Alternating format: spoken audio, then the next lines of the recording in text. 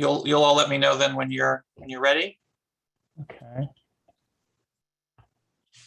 Okay, I think we have maybe one more person joining, but we can probably go ahead and get started pretty quickly here. Sure. Is there a particular name I should be looking for? I think Daryl Darden. Oh, here. Darden is, yes, yep. He is. He'll kick us off. Yeah. and he's here. Very good. Yeah. So if we're ready to get started, Tim, if you're good. let me just I'll start by saying this is ANC 1A's Committee for Zoning, Planning, and Parks. We're getting started at 7:03 p.m. I am the chair of the committee, and I am joined by Commissioner Bass. Do you want to say hello, Mr. Bass? Hello. That's all you need. Okay. And we have two committee members. Stan, do you want to introduce yourself? I'm Stan Voiger. I'm a resident of the neighborhood, and I serve on the committee. And Nadir? Hi, I'm also a resident of the neighborhood and serve on the committee.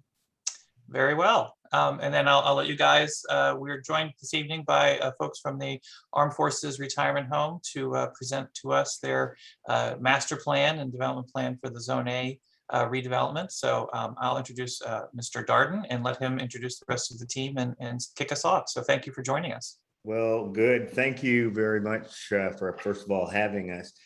I'm Daryl Darden. I'm the Outreach and Missions Director at the Armed Forces Retirement Home. We're excited today to kind of brief you on the expansion that we're working towards. Mr. Scheckler works over at the GSA. We've got our two folks who are developers working with us as well. I've got Travis Smith, who's also just kind of listening in. He's one of the folks that works at AFRH. So really, this is going to be a briefing given by Tim. I do have our developers with us as well, but what I want Tim to do is go ahead and start with his slideshow, and you'll see it'll have all of the players, and we'll introduce you to all of them as we go through the slideshow. So take it away, Tim. Okay. All right. Thank you, Daryl. I'm going to share my screen here.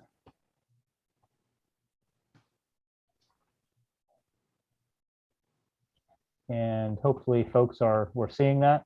Yes, thank you. Okay, perfect. So again, yeah, my name is Tim Scheckler. I'm with the General Services Administration.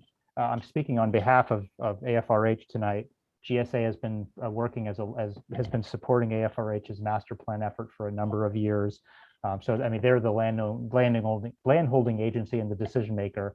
GSA is just really in a support role here. So with that, we'll jump in.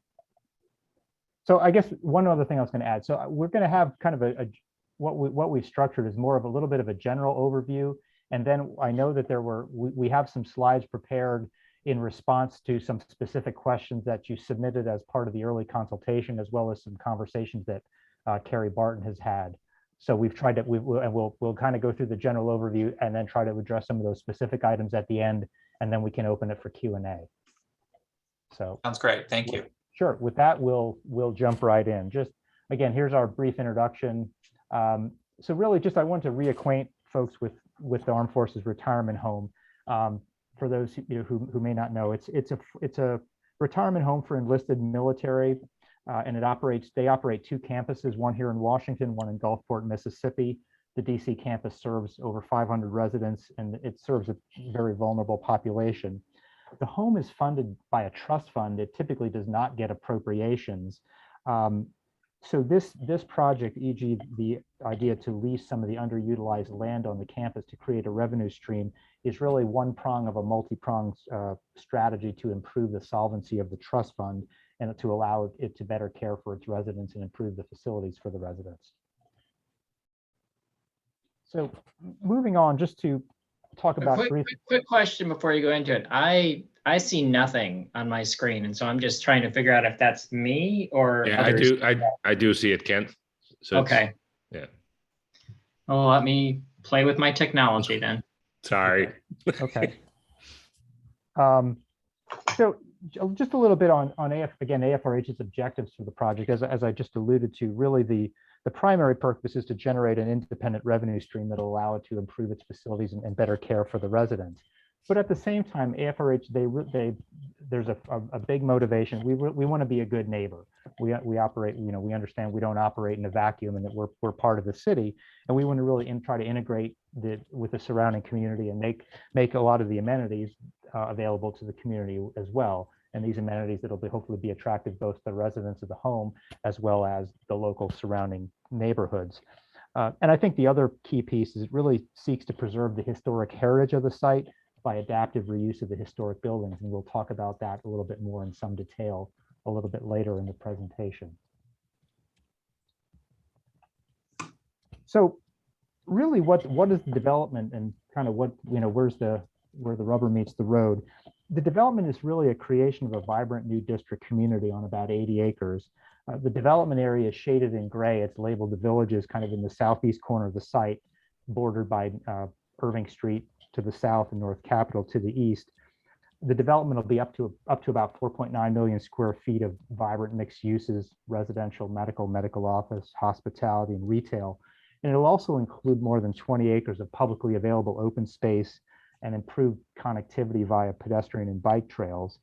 So we're in the process, and we'll talk a little bit more about process in a bit.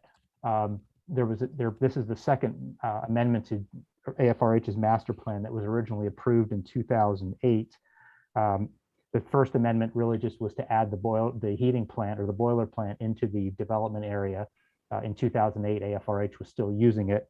And then we're going to, with Amendment 2, we're going to talk about some of the changes as we go through the slides tonight.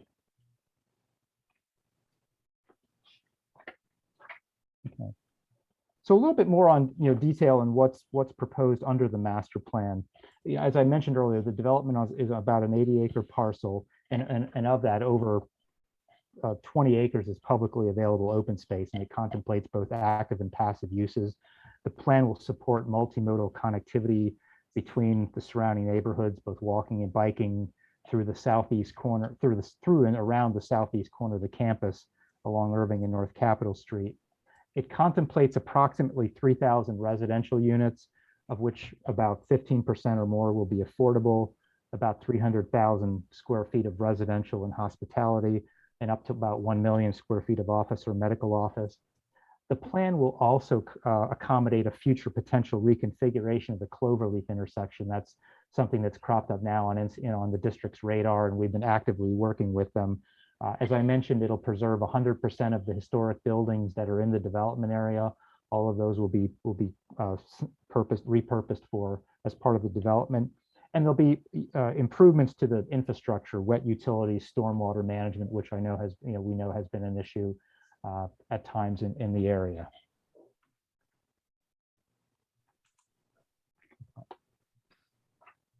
So now we know, a little bit what's in the development zone. We'll say what this might look like a little bit in real life. Again, so in order to really to try to breathe life into the master plan, the home conducted a competitive RFP in 2000, and in 2019 selected a joint venture of Madison Marquette and Urban Atlantic, two of Washington's most experienced developers.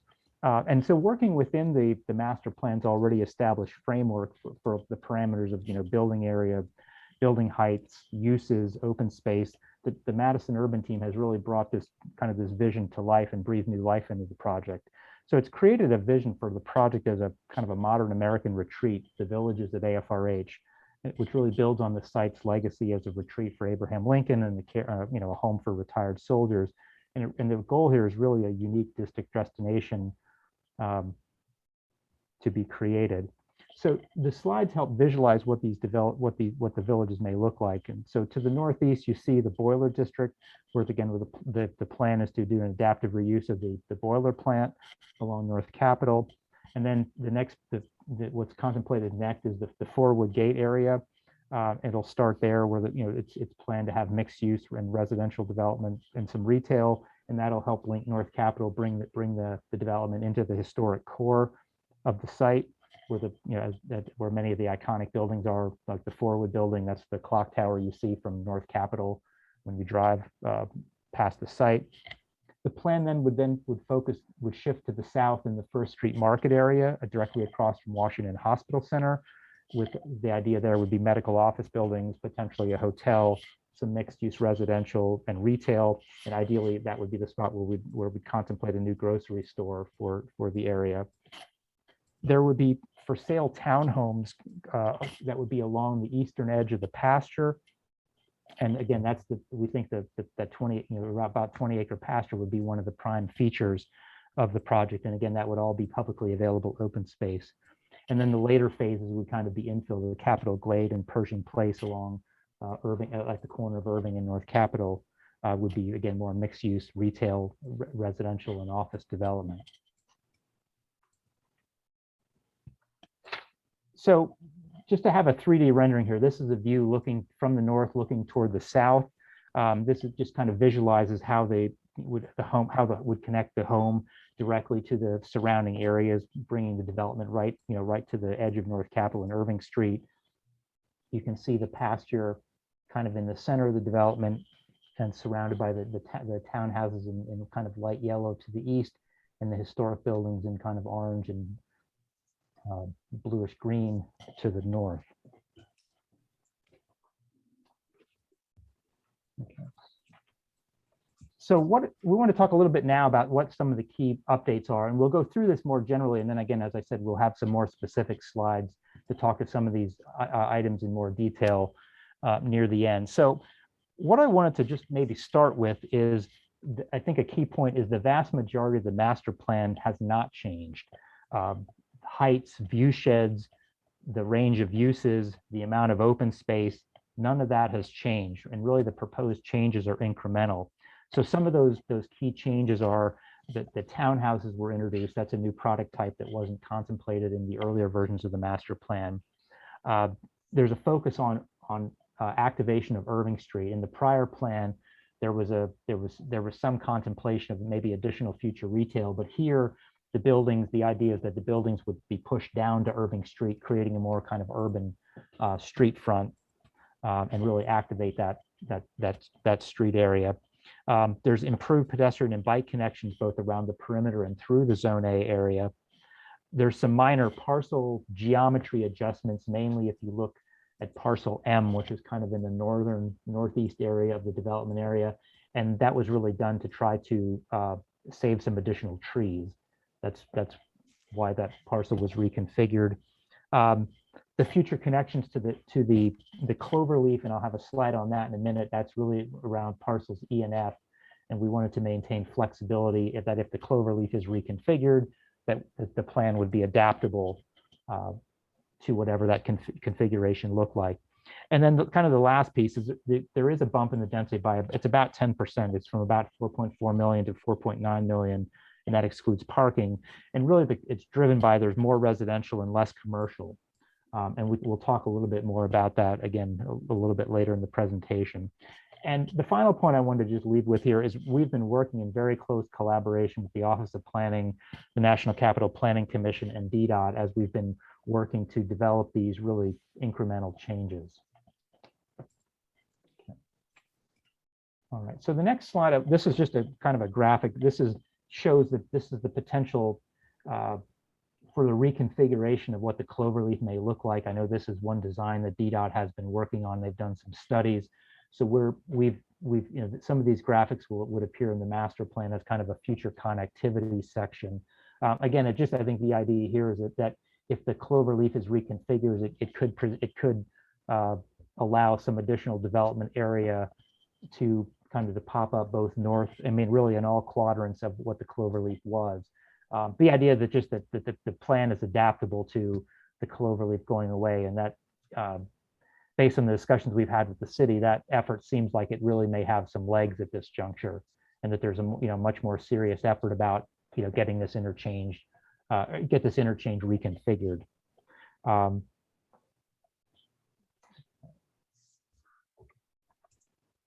So a little bit on schedule. As I mentioned, so in the near past, in the 2018-19 timeframe, that's where the RFP was published, and the Madison urban team was selected, and there was some initial work on the master plan update and due diligence, and started work on ground lease negotiations.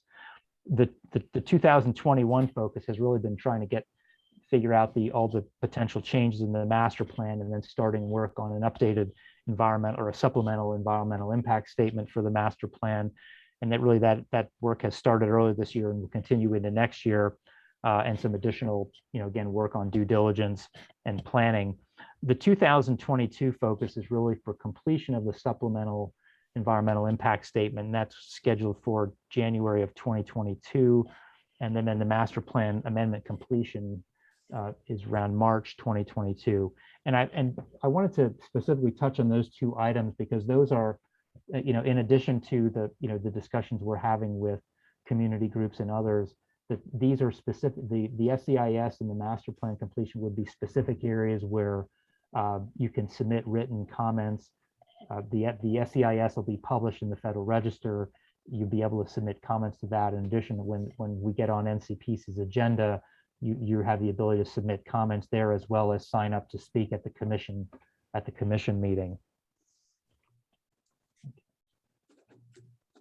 So that is kind of the general overview. So we prepared a couple more detailed slides in response to some of the comments and questions that we'd had, and then we'll kind of open it up for other questions. So just again, a little bit of history. A little bit of repeating, but I think it's worth noting. So again, the original AFRH master plan was approved in 2008.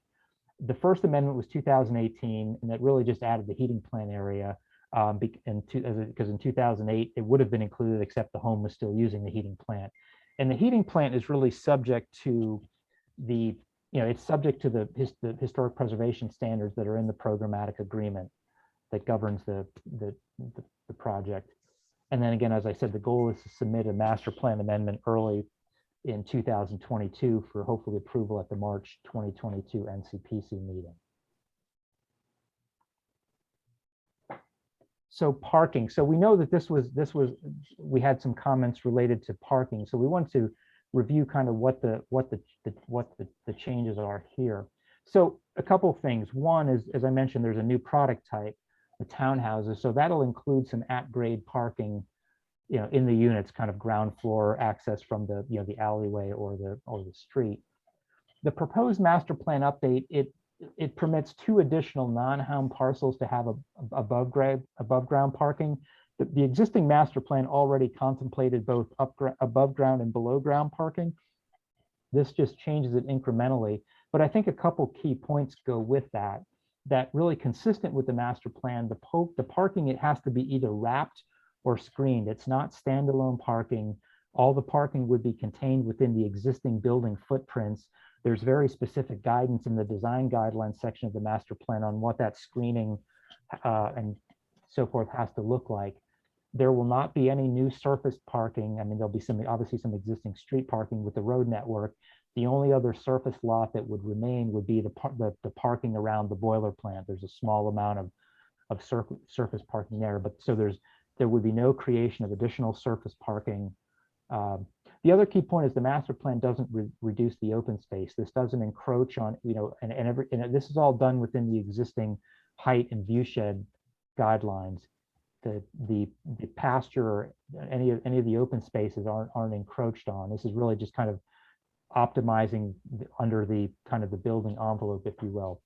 And then the last piece, and we'll touch again a little bit on transportation on this, but so obviously we're still discussing the parking numbers with DCOP and DDOT and National Capital Planning Commission, but they'll be less than what are in the current master plan. The expected amount of parking it'll be a lower number, and that's mainly driven by the shift from commercial to residential.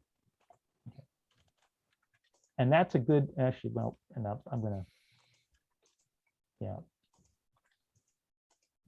to go out of order just for a second. I'm going to shift to transportation planning because I think that's a more natural transition. So, and really what drives the reduction in parking is it also affects the transportation planning, since the increase in density is primary additional residential and less commercial. So that actually reduces transportation demand from when you're looking at doing traffic analysis. And again, the number of parking spaces is expected to decline from the value that's in the current master plan. So AFRH and the Madison Urban team is in the process of updating the traffic studies based on this proposed program and working with DDOT and DCOP on what traffic mitigations would be required. What ultimately comes out of that discussion, the mitigations that are agreed to, would be listed in the supplemental environmental impact statement that would be posted in the Federal Register, and then the AFRH would issue a new record of decision, which would then be an exhibit to the master lease, and that's how the mitigations would be enforced as part of the master lease. So jumping back just to the development increase here. So as I mentioned, the master plan update increases the density from about 4.4 to 4.9. It's about a 10% increase. And really, the couple of things, I mean, one of the primary drivers is the city has a very big focus on trying to increase the housing stock. And this, again, this is all under the existing envelope. This is just sharpening the pencil under the existing height limits, view shed corridors, and so forth. I know that there was some concern about the heating plant being used for residential. That is not planned for residential use. And it's, again, it is protected as a historically contributing building within the district, and it's subject to the historic preservation standards, that are in the PA. The additional residential housing units will increase the number of affordable housing units. Just to give you some history, the developer's proposal was 15% of the units being affordable, in addition to obviously the units that AFRH itself operates serve a very vulnerable population as well. And there's, I think over in excess of 500 units that the home has. So this is an ongoing, what the final percentages are and the AMI values will be, part of the negotiation with the city. But this is kind of the floor. It would be at least 15% based on the proposal and the AFRH units.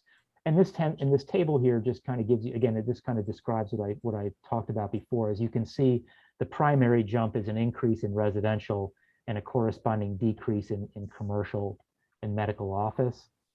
So that you're increasing residential by about 900,000 square feet, and you're dropping the office by in excess of 400,000 square feet. So that's really where the difference comes in. Again, that's the difference that drives, since residential is a kind of a lower intensity use from a transportation standpoint, that helps drive down some of the transportation and traffic impacts, as well as results in a lower amount of parking in the plan. Okay, so with that was kind of our kind of general overview and prepared remarks. And at this point, we'd be happy to entertain any questions. Okay, why don't you go ahead and just stop sharing so I can kind of see everyone. Okay. It's helpful that way. And I'm bringing Commissioner Bass back up as well. A couple of just a few general points. And there is in no particular order, but I noted in the wrapped parking, which is, I guess a good idea in terms of hiding it behind the buildings or within the buildings. But would it be possible, if you go that route, to also include some kind of islands that would allow green, trees within those spaces, kind of like courtyards? Because otherwise, that's a lot of heat sink right there, kind of in between those buildings. Right. I know one of the things that the master plan also, and they're typically in the design guidelines, the parking will not be able to go to the roof line. It'll stop us below. So, the master plan would also encourage green roofs, I think, to your point. Yeah, perhaps. And the golf course wasn't specifically mentioned, but I recall that in the RFP, it gave an opportunity that the golf course could be involved somehow with the developer. Did that make it into the proposal in any way? It did not. It was not part of the proposal. We asked them to submit, the respondents to submit. AFRH it's something that they're looking at. And it would be potentially either an add-on to this or an independent solicitation effort. But it would be done as a separate effort. But that's something the home is actively looking at right now. Okay, that would certainly be something. Again, I think that, you're going to think to hear later that connectivity and opening up more of the space for the community is going to be very important. So Sure. we will certainly want to talk more about that. And then before I turn it over to Commissioner Bass, when we talk about the retail, while I understand, medical offices because of the proximity to the medical center, one other way to reduce the parking and travel and car travel needs is to have neighborhoods serving retail right there. You mentioned a grocery store. Is there any kind of planning around, the other kinds of things that a neighborhood of this size, 3,000 homes, would need in order to not, have to drive everywhere? Well, I'll make a comment, and I think Vicki Davis, are you on the line as well? Maybe. Don't think she was able to dial in. She wasn't able to get on. No, Okay. she's in the attendees. She could be Yeah, I'm on. bringing her up. I'm bringing her up. Okay. Okay. So I guess I'll speak to it. So yes, I think they are looking at this. I mean, the intention here is to really have neighborhood serving retail. And I see Vicki just popped up. Good So, evening. So again, I'll give my short answer, and then I'll let Vicki comment on that as well. But again, yes, I think the point is right. The idea is to have retail that would specifically be there to serve the neighborhood, and it would be kind of interspersed in retail corridors, primarily I think around First Street and then again on the scale gate entrance. And I'll maybe let Vicki expound on that a little bit. Yeah, Tim, I don't know if you want to pull up the plan or not, but generally speaking, we are trying to activate the ground plane so it makes for a really great walking experience, and it also provides goods and services for the uses proposed on site. I think that there are particular areas, and without the site plan, well, I'm going to show you. I'll Okay. pull up the best one I have in the presentation. Okay. Oh yeah, that's fine.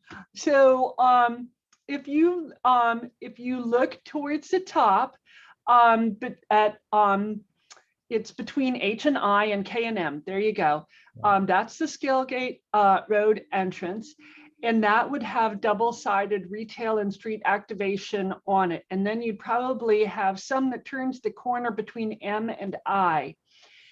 The boiler plant is an anchor for this site. When we proposed, we had put like a brewery in there, but it's a fair bit of space, and so we could use a lot of potentially different things in there. But we're looking at ground floor retail underneath multifamily, and then leading directly to the dining hall, which is Building A, which is a magnificent building that might remind you of the Line Hotel in Adams Morgan. And so if you've been there, it's really fun and beautiful. And this is a really beautiful building. So that's one. Down between D and C, it is envisioned that on C, there could be a grocery at the ground plane, and that a portion of D might have a hotel. And so you could see that there would be a ground plane activation. And we talked about like farmers markets and things like that. So we are very sensitive to neighborhood needs. We get it. And that would be part of the program. Thank you very much. Commissioner Bass, you have your hand up. Sure, I have a couple of questions. I'll follow up where Vicki just left off in speaking that you're being very sensitive to the neighborhood. I'm kind of curious, is this development going to be essentially a gated community that's disconnected from the surrounding neighborhoods, or are you attempting to find better ways to integrate it with connecting it to the surrounding neighborhoods? And I'd like you to speak a little bit to the latter, if that is the intent, which would be the hope, and that is, how do you intend to make those connections so that the neighbors because one of the benefits of our neighborhood is that it's very walkable and you can get to a lot of things within 15 minutes. We would consider this development a failure if people were just walking amongst the Zone A and never leaving the campus, and people around the community were never entering the campus. So could you speak a little bit to that issue? And then I have a couple other follow-up questions as well. Sure. I'm gonna share the screen again one more time because I think it helps or show a couple things. So share. Okay, so I think to that point, in terms of connectivity, yeah, I mean the plan contemplates, bike and pedestrian trails both through the zone A and around the perimeter. And the discussions with DDOT, I mean, the goal would be to extend them all the way to the western portion of the site, and then ultimately potentially farther up North Capitol, either on the AFRH side or the other side. The way that the streets are essentially created as a grid here along parcels, H, I, N, and P. Again, so looking forward toward if the North Capitol character changes, that these potentially could be, carried across North Capitol eventually if Catholic does something with their 49-acre parcel. Similarly to the south, the way the streets are oriented, and I think if you see on the this plan that if this cloverleaf is reconfigured, the idea would be to integrate with the street network to the south of the site as well. So I think to your question, yes, I mean, we're trying to make the plan adaptable for those connections to occur in the future. And that's certainly been one of DCOP's priorities in their, kind of longstanding comments on the master plan. So we're actively trying to be receptive to that idea. Well, I appreciate that. With the exception of bike lanes, what I'm seeing and hearing seems to be more car-centric rather than pedestrian, which does concern me. And the volume of traffic, there's no way around it. That's going to be a concern that we'll need to address in later rounds. But is there any reason why, whether it's a bike path or walking trail, that there couldn't be a path skirting the south side of the golf courses to the far side of the lakes to connect with Park Road, which is further up? Because that would be a meaningful connection to the neighborhood to the west. It just would. And I don't really see anything, or I haven't heard anything thus far that's really attempting to make a meaningful connection to the west. Can I say something there? Absolutely. So we're all about pedestrian connections, and Irving Street is not the most pedestrian friendly street right this moment. I know they put the bike lane in the middle, and that's also like a little, but the idea is inside the right of way, just like any city street, to put a lovely walk there that then connects pedestrians to your neighborhood. One of the things that, like, you could say, well, why don't you put a path through the golf course? And the answer is, oh, because you get hit by a golf ball. And so there's a safety aspect there that we have to be really, really mindful of.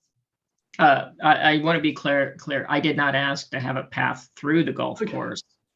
I know. I know. There is a roadway to the south of the golf course, and there is a roadway that's already existing that goes up around the perimeter. And I'm just wondering why that can't be leveraged to provide better access. The one on the site goes actually through the golf course. It actually does. Yeah. And so Irving Street is a wonderful connection. It's not that wonderful right this moment, but I think it can be recharacterized to be a great walking experience with broad sidewalks and street trees, and the thing that then eventually connects all the way over to the west. And I think we're mindful of connections to the south, to the west, and to the east in particular here is the main opportunities to harvest. And I think the one other thing that I would add, I think, Kent, to your point is, as I mentioned, so the home is looking at kind of what to do with the golf course or potential golf course, kind of reconfiguration.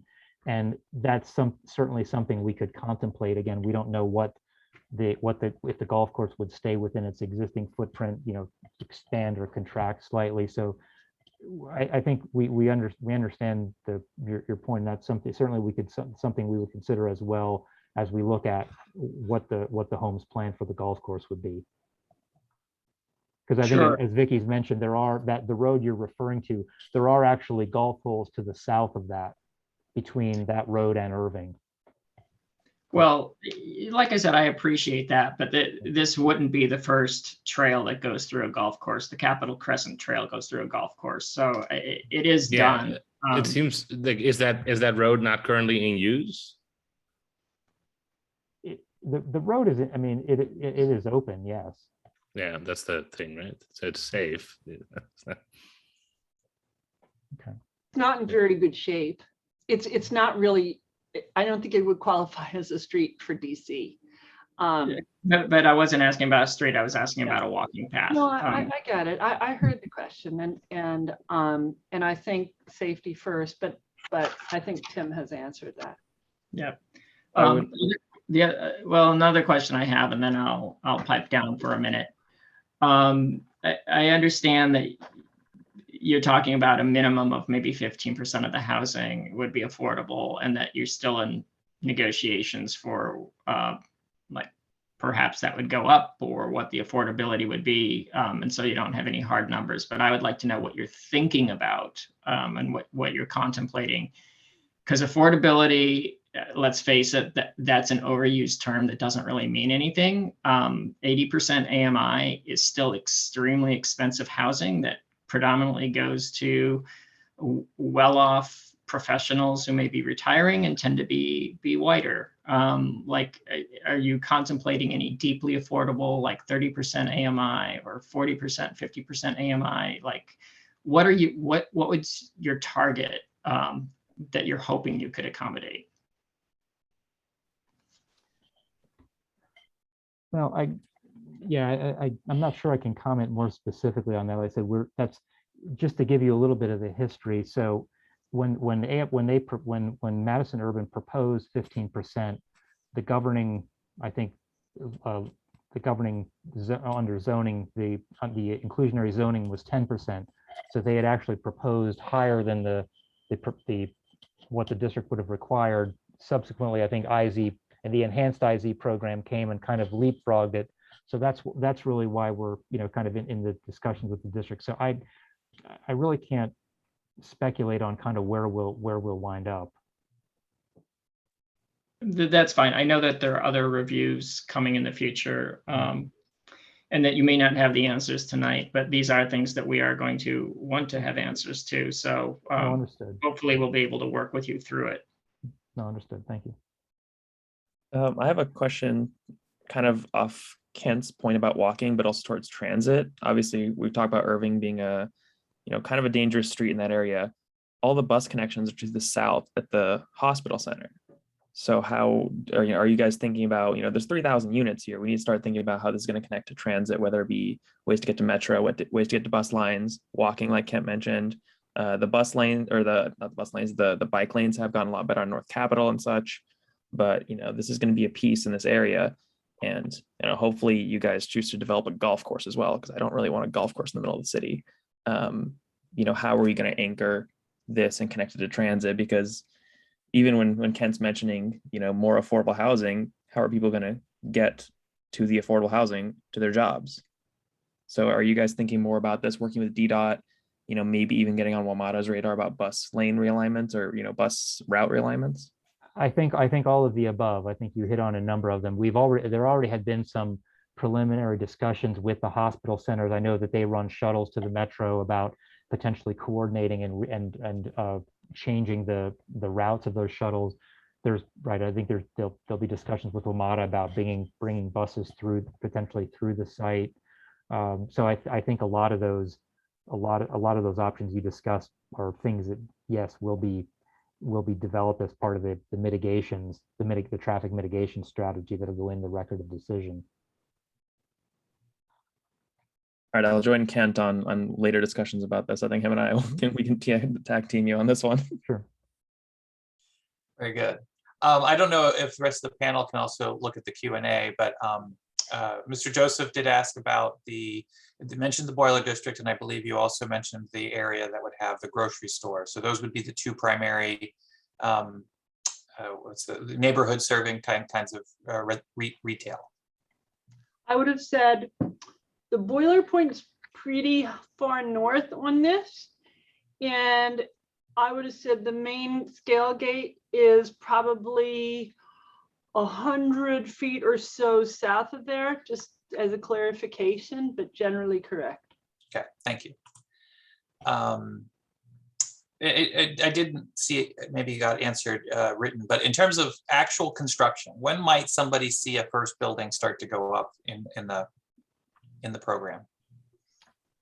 Well, Anyone want to hazard a guess? well, I mean, I think just in terms of goal, I mean, I think what our target is to potentially get a master lease signed later in the summer of 2022.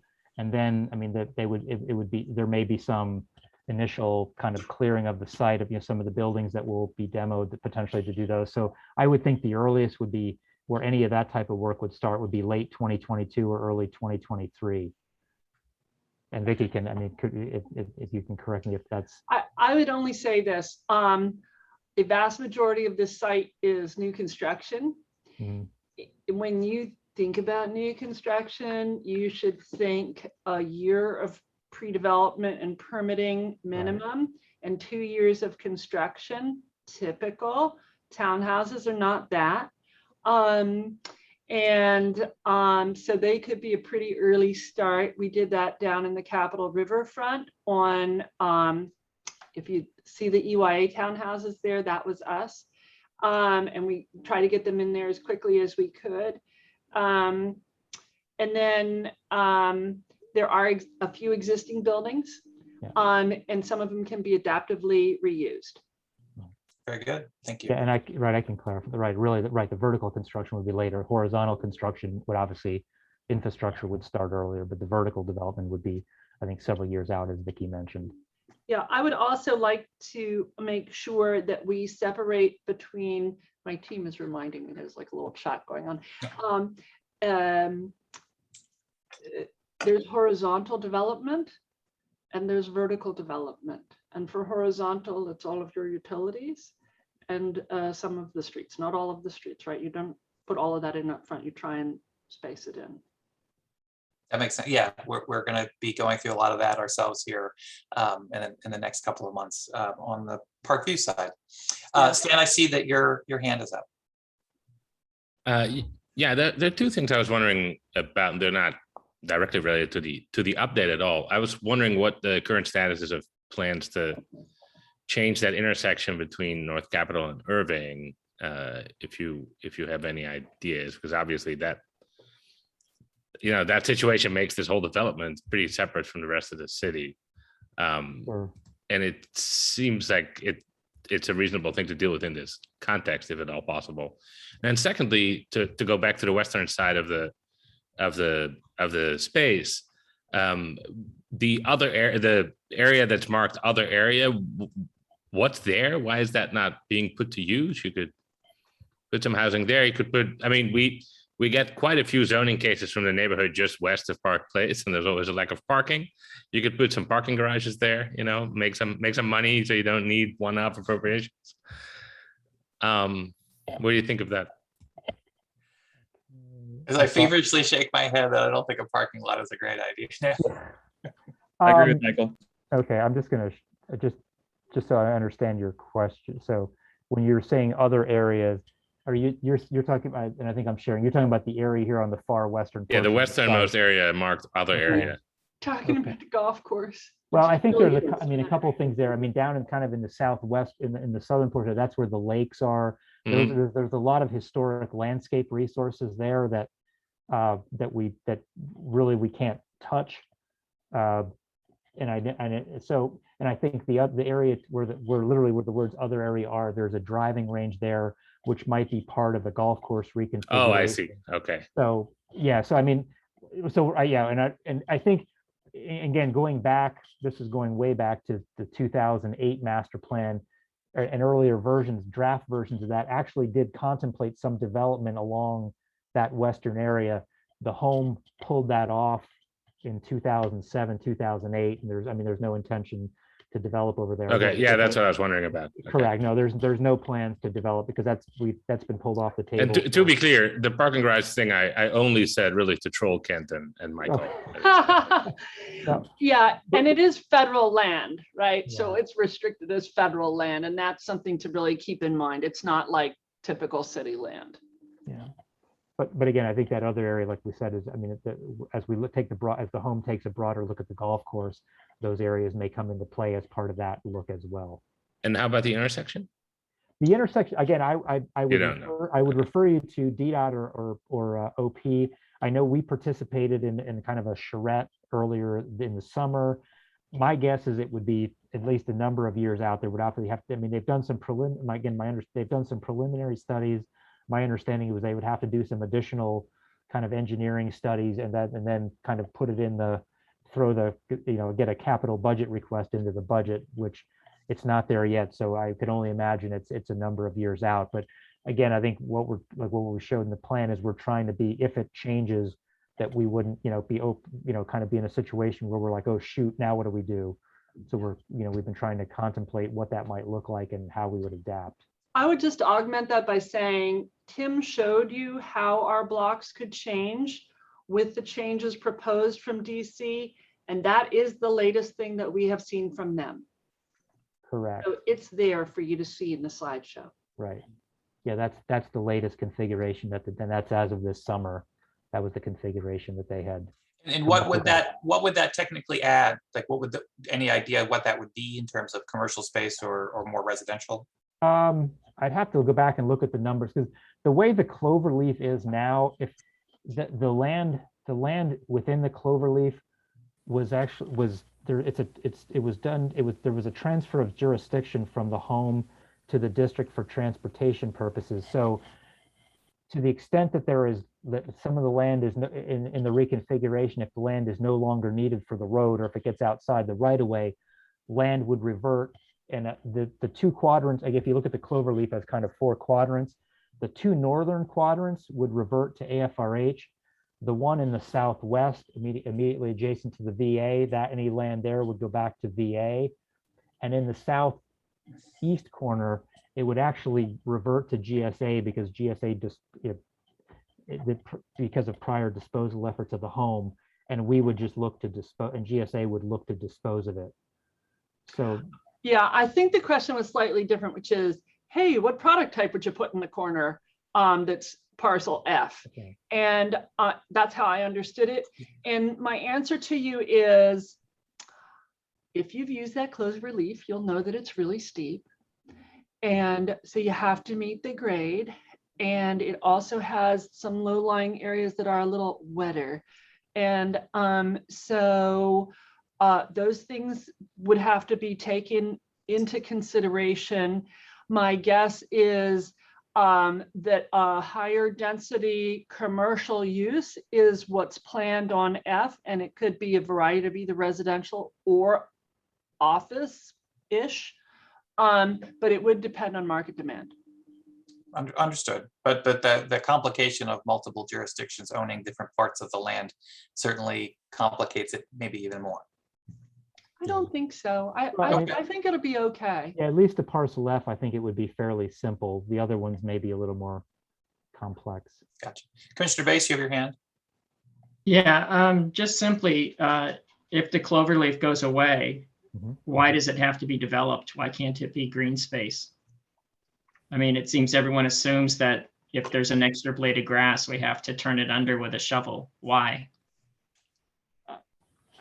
Well, from a planning perspective, one of the things that the city asks us as developers to do is to make it a great walkable experience, and to have our buildings meet the street front, but that doesn't mean that it has to be a building. So I think that's a thing to be worked out with DC and the community. Well, yeah, I mean, I hear all that, but I also know that we have like this, I mean, it's not well managed, but we do have this Columbia Heights Civic Plaza, which is a public gathering space. We do have a fight in Adams Morgan over the SunTrust Plaza. So clearly open space is very valuable to communities, and it can be at corners of busy intersections. So that's where my question is, if this becomes available and if you are truly able to create a vibrant community with strong connections to the older communities around it, why can't this be a gathering space of some type? You know, I it's think something amenity I that think way. it's that kind of input that's really helpful for people to hear. I would tell you, as like we're also developing the historic Walter Reed, and we're committed to very large open spaces and activating those open spaces so they're not just passively beautiful, but well done. And this particular project, the Armed Forces Retirement Home, has made a huge, I mean, huge commitment to open space. And I'd like to make sure that that's on the table, because at 20 acres, that's really, really substantial from a developer's perspective. No, and I hear that and I appreciate it. And I've seen it on the map, and I've had this conversation over the years, perhaps even with you 5 or 6 years ago. Maybe. And if that, I mean, when you look at the map, that huge green open space is walled off from the surrounding communities visually by large buildings and row homes. They're not visually connected to anything that's existing here today. So some people, I will be quite honest, some people feel like they are intruding upon someone else's neighborhood to use their private 23+ acre green space. And that's why I go back to my original questions of what are we doing to make better, more welcoming connections to the neighborhoods to the west in particular. Because if there's not a good, strong connection, then that's someone else's green space. And we may use it from time to time, but I will tell you over time that if you have large apartment complexes around it, people who walk from my neighborhood to use that space are going to be leered at as interlopers in someone else's community. It just happens. So it needs to be visually connected. And it also makes sense that there would be publicly accessible green space on the outer perimeter, not just within the wall.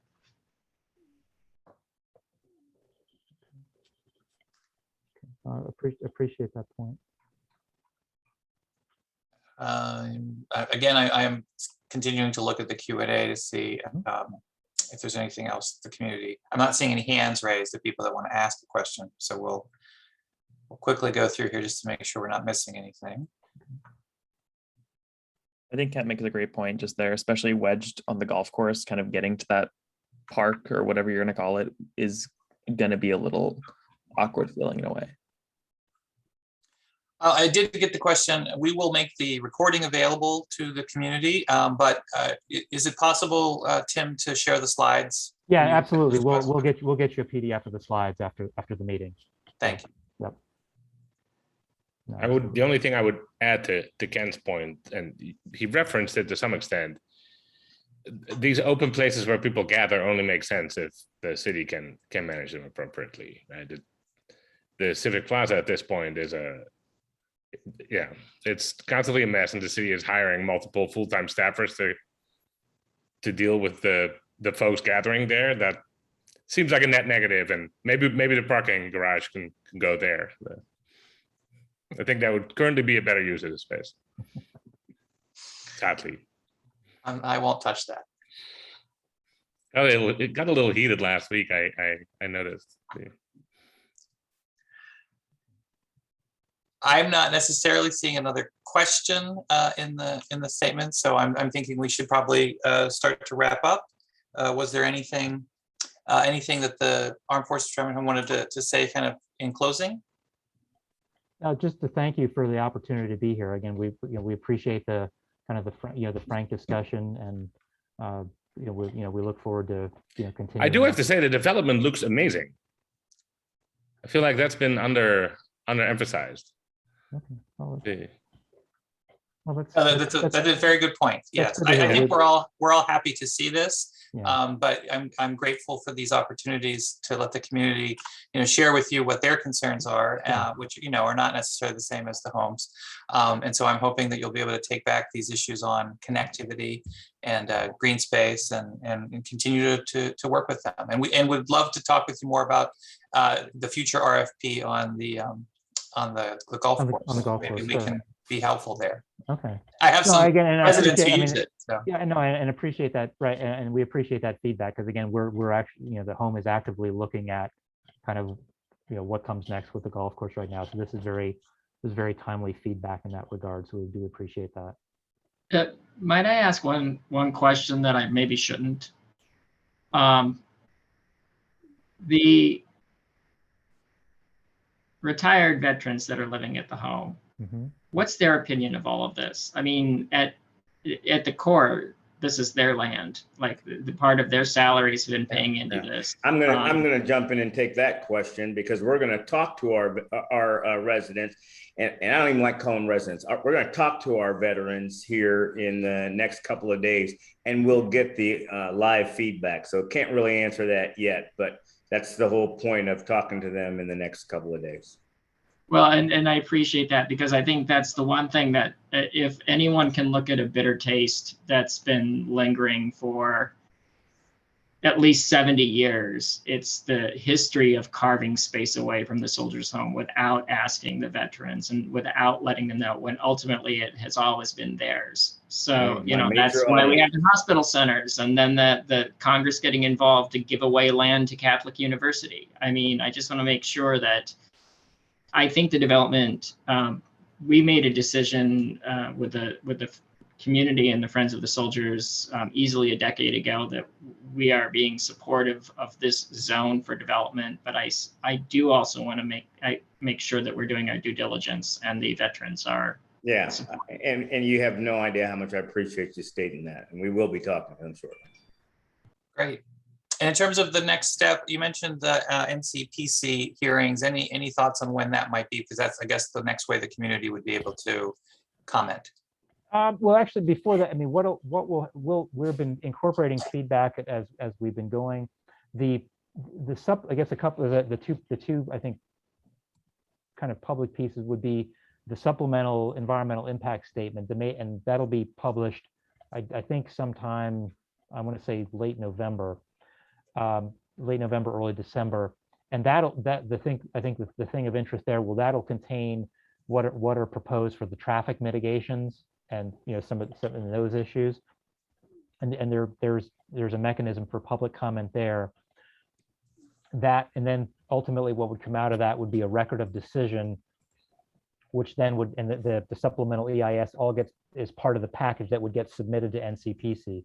So we would probably submit that, again, our target would be to submit that at the end of January of 2022. NCPC would it would be, once it's on the agenda, there would be a public notice, and there would be the mechanism to submit written comments as well as sign up to speak at the commission meeting. Very good. Thank you for that clarification. Sure. And with that, I will call in a night. I appreciate the time, everyone. Thank you for joining us, those of you in the audience, and asking your questions. And bye for now. All right. Thank you very much. Have a good evening. Thank you.